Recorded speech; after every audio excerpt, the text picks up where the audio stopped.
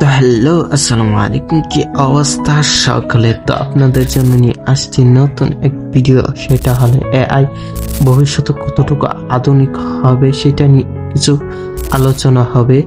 তো আপনারা দেখবেন শুরু থেকে শেষ পর্যন্ত। আর যদি আপনি আইডিতে বা চ্যানেলে নতুন হয়ে থাকেন তাহলে সাবস্ক্রাইব করে দিবেন, যেন পরবর্তী বা কোনো নতুন ভিডিও করলে যেন আপনাদের কাছে পৌঁছে যায়। তাহলে ভিডিওটা দেখেন। সালটা 2050। মানুষের জীবনের প্রতিটি ক্ষেত্রে তখন এআই।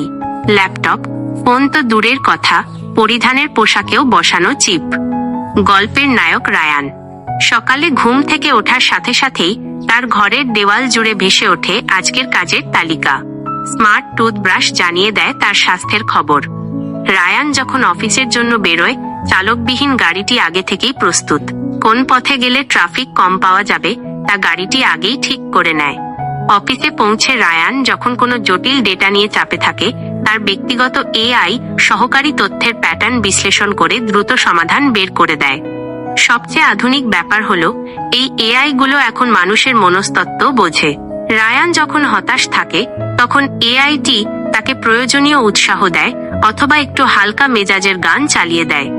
ভবিষ্যতের এআই প্রযুক্তি মানুষের জীবনকে সহজ করেছে ঠিকই, কিন্তু মাঝে মাঝে রায়ান ভাবে, সবকিছু এআই করে দিলে মানুষের নিজস্বতা কোথায় থাকবে?